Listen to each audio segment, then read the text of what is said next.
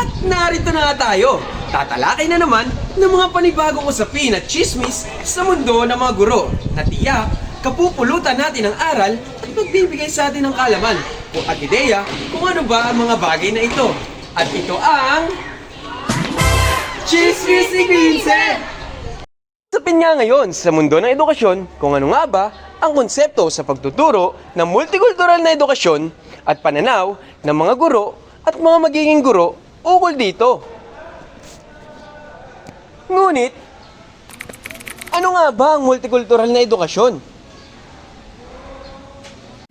Ayon sa aming pagsasaliksik sa isinaad ng The Glossary of Education Reform, sinasabi na ang multikultural na edukasyon ay isang uri ng edukasyon o pagtuturo na pinagsasama-sama ng kasaysayan, teksto, kaugalian, paniniwala, at pananaw ng mga taong galing sa iba't ibang kultura o lugar. Kapag ang guro ay nilapat sa kanyang pagtuturo ang pinagsama-samang ideya mula sa iba't ibang lugar o kultura, nagaganap ang multikultural na edukasyon. Halimbawa, sa isang klase, maaaring baguhin ng guro ang isang paksa o hindi kaya ilapat ang isang halimbawa ng ideya mula sa ibang kultura upang idugtong sa mismong tatalakayin at upang mas palawakin ang kanilang ideya patungkol sa kulturang pansarili at pangdayuhan. Ngayon na may ideya na tayo kung ano nga ba ang multikultural na edukasyon, tatanungin natin ang pananaw ng mga guro at mga magiging guro patungkol sa usaping ito. Mahalaga ba na mailapat ito sa pagtuturo o hindi? Kasama natin si Binibining Maria Lay at si Binibining Lovely May upang kanilang tanungin ang mga guro at mag-aaral sa kolehiyo ng edukasyon.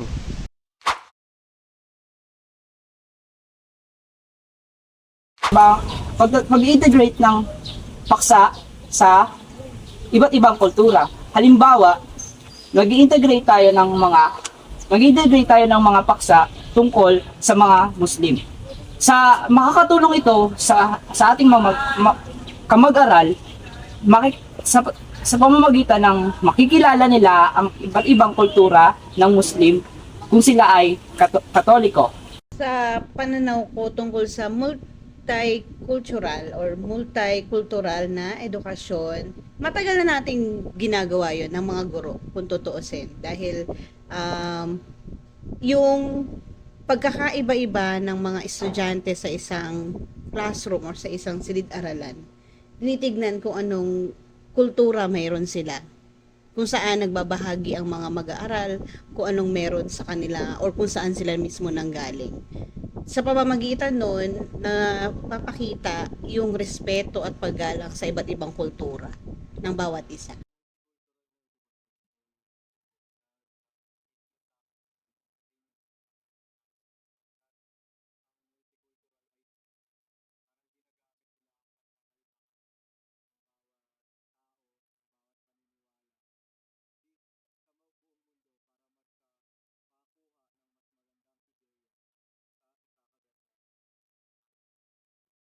Okay, pag sinabi kasing multicultural or multicultural na edukasyon, ito yung pagkakaroon natin ng iba't ibang kultura sa loob ng paaralan o sa loob ng classroom. Okay? So, mahalaga ito kasi kumbaga na-appreciate natin at the same time na uunawaan natin yung pagkakaiba ng mga kultura nila sa kultura natin. Kumbaga nagkakaroon tayo ng understanding.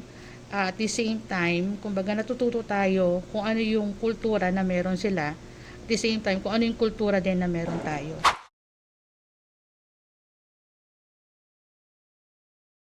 Maiintindihan nila at malalaman nila ang iba't ibang kultura ng iba't ibang tao o kapwa nila estudyante. Halimbawa, ang isang estudyante ay Katoliko at ang isang estudyante naman ay Muslim.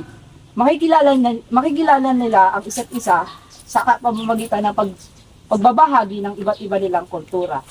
Mas lalong lalawak ang kanilang ideya, lalo na ang kanilang pananaw din, lalo na ang idea nila sa kultura ng ibang tao. Lalo na yung katulad ng sinabi ko kanina, yung paggalang sa kultura ng bawat isa. At syempre, sa pamamagitan din nun, mas lumalawak ang kanilang kaalaman. Hindi lang patungkol sa kultura ng isang grupo, pero ganoon na rin yung kultura ng nakararami, lalo na dito sa Pilipinas.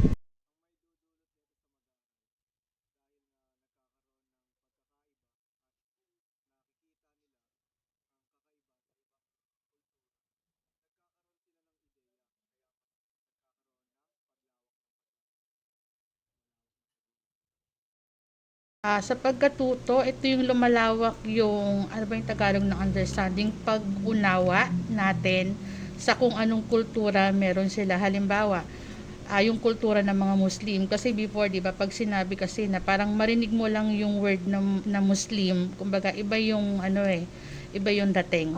Hindi ba? Pero ngayon na nakakasama natin sila, kumbaga naiintindihan natin kung ano talaga yung meron sa kanila na ano man tawag dito, kung ano yung kultura na meron sila, na i-apply din nila sa loob ng eskwelahan nang walang natatapakan na ibang, kumbaga, yung Kristiyano, saka yung Muslim, pag nagsama, yung tipong, yung ine-expect natin na, magkakaroon ng hindi pagkakaintindihan, hindi ganun yung nangyayari.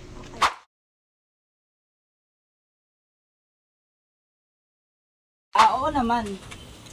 Gagamitin ko ang multicultural na edukasyon sa pagtuturo dahil epektibo itong paraan upang matuto ang mag-aaral. Dahil kapag naglalapat o kaya nag-integrate tayo ng aralin tungkol sa iba't ibang kultura, lumalawak ang kaisipan ng mga iba't ibang estudyante about sa mga iba't ibang kultura. Yes, of course. So, tulad ng sabi ko, ginagawa na at laging ginagawa yon. Lalo na kapag ang tinatarget natin sa bata ay yung kanilang affective or ano yung kanilang kaugnayan patungkol sa kanilang emosyon or yung mismong affective yung sinasabi natin. Ngayon, pagdating doon, malaking bagay yun tulad ng sinabi ko kanina na kung saan mag-i-improve at mas lalong lalawak ang kanilang pag-unawa at respeto sa bawat isa. Kasi hindi nagkakaintindihan minsan dahil sa kanya-kanyang kultura at kanya-kanyang opinion. Pero kung natututunan ang kultura ng bawat isa, lalo na sa mga Pilipino or sa mga kabataan, mas mauunawaan nila ang bawat isa rin.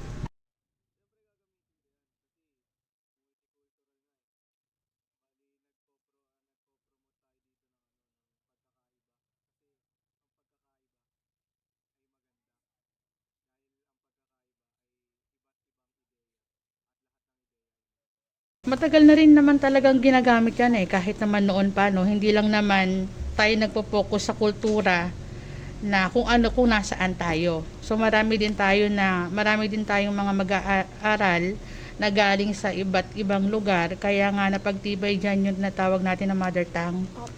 No, kasi kumbaga, pabor yun o advantage yun sa teacher kung pareho sila.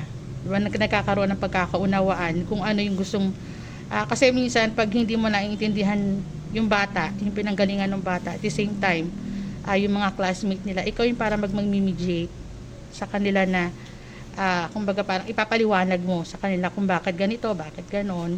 And from that, natututo ang bawat isa.